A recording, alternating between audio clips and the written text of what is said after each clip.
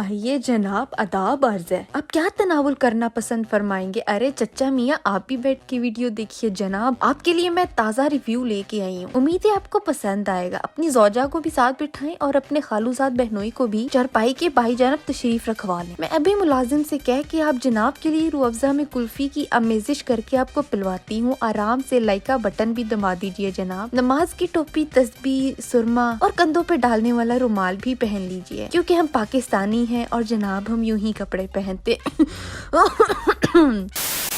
पाकिस्तान की करेंसी बहुत ज्यादा गिर गई है, लेकिन इतनी कभी भी नहीं गिर सकती जितनी बॉलीवुड अपने डे ड्रीमिंग की फिल्में बनाने में गिर जाता है। इतने ख्वाब देखते हैं बेचारे। वो होता है ना कि जब इंसान बहुत ही ज्यादा वेला हो तो पास्ट में होने वाली सारी लड़ाइयाँ याद आती हैं उसको, और वो सोचता है कि यार काश इस आर्ग्यूमेंट में मैंने ये बोल दिया होता और उस लड़ाई में मैं वो बोल दिया होता। आइंदा जब भी ऐसा होगा तो मैं ये कहूंगा, मैं वो कहूंगा। बस यही काम बॉलीवुड भी करता है, लेकिन फर्क बस इतना है कि हराम की दौलत की कसरत की वजह से वो उस डे ड्रीमिंग की फिल्में छापता है और मार्केट में लगाता रहता है। मिशन मजनू इंटरटेनिंग है, मैं झूठ नहीं बोलूंगी। एक बहुत अच्छी कॉमेडी मूवी है। हंस हंस के पेट में दर्द जरूर होगा। मुझे ना समझ नहीं आती कि इनको आखिर क्या दौरा पड़ता है जो कि हर 2-3 साल बाद ऐसी बवासीर निकालते हैं। अपने फौजियों को, अपने स्पाइस को हीरो बना के पेश करते हैं, लेकिन असल में इनके जहाजों पायलट्स के साथ होता है क्या है?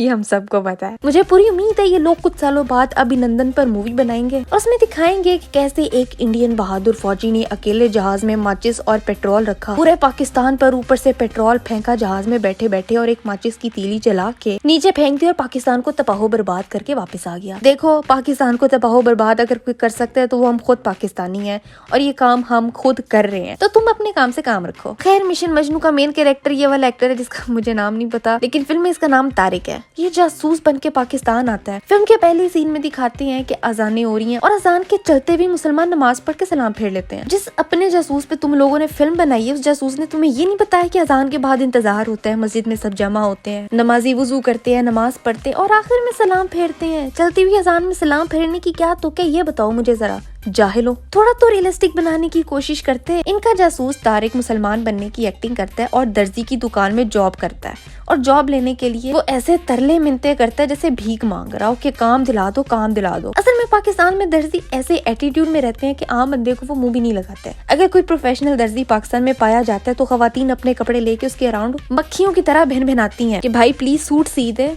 बाजू ऐसे हो, गला ऐसा हो, लंबाई इतनी हो। लेकिन ये दर्जी इतने चौड़े में आते हैं कि कपड़े वो सिर्फ अपनी मर्जी से सीता है। तुमने कहा बाजू सीधे रखना, वो उसमें चुनटे डालेगा। तुम कहोगे गला सादा रखना, वो उसमें लेस मोती पाइपिंग लगाएगा। और देखने के बाद भी तुम उसको कुछ नहीं कहोगे, क्योंकि दर्जियों के हमारे यहाँ कदर ही बहुत ज्यादा है। पर इनको क्या पता हो, नकल के लिए भी तो खैर अकल की जरूरत होती है ना। ये तारिक शादी करता है एक अंधी लड़की से, और वो अंधी लड़की खाना भी पकाती है, बर्तन भी धोती है, सफाई भी करती है, पौधों को पानी भी देती है और फैशन भी पूरा करती है। ये काम में आंखें होने के बाद भी ठीक से नहीं कर पाती, लेकिन ये लड़की सब कुछ करती है। तारिक को मिशन मिलता है कि पाकिस्तान वाले एटम बॉम्ब बना रहे हैं, तो तुम जाकर उनकी लोकेशन पता करके आओ। पूरी फिल्म बस यही है। एक बहादुर नौजवान अपनी जान हथेली पे रख के एटम बॉम्ब की लोकेशन पता करता रहता है। इसकी अपनी इंडिया में कोई इज्जत नहीं होती। इसका सीनियर इसकी इतनी बेइज्जती करता रहता है कि मुझे इसके लिए बुरा फील होना शुरू हो जाता है। इसके बात पर कोई यकीन नहीं करता। फिर इसको पता चलता है कि इसी जैसे फील्ड जासूस इंडिया से आए हुए हैं और वो जमानों से इसी के इलाके में रह रहे हैं। फिर भी इन तीनों ने मिल के भी ना कुछ खास उखाड़ा नहीं। इस मूवी में तुम्हें एक जुमले में 20 दफा जनाब जनाब सुनने को मिलेगा। मुझे कोई इंडियन एक बात बताया, आई एम श्योर मेरी वीडियो देखने वालों में एक आधा इंडियन तो कोई जरूर ही होगा। तुम लोग मुझे कमेंट करके बताओ कि तुम लोगों ने कितनी दफा मेरे मुंह से या किसी पाकिस्तानी यूट्यूबर या किसी पाकिस्तानी के मुंह से लफ्ज जनाब सुना है। एक दफा भी नहीं, because no one uses that word. कोई खालिस उर्दू में बात नहीं करता।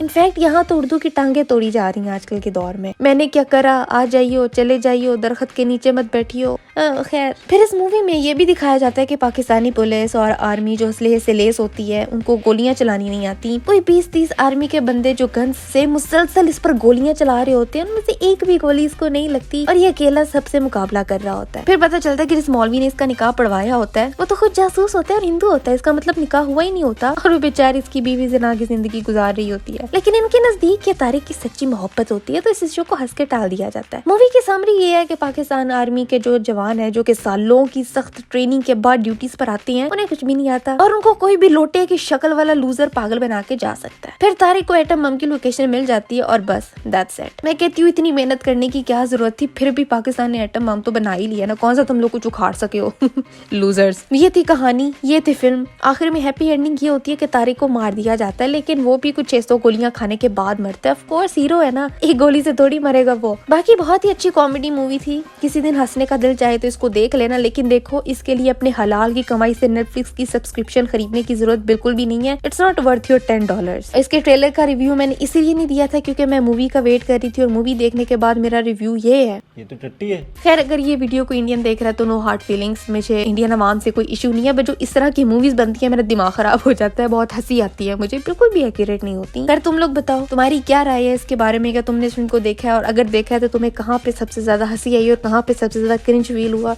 मुझे नीचे कॉमेंट्स में बताओ। और आज के लिए बस इतना ही था, मैं मिलती हूँ तुमसे अगली वीडियो में एक नए टॉपिक के साथ।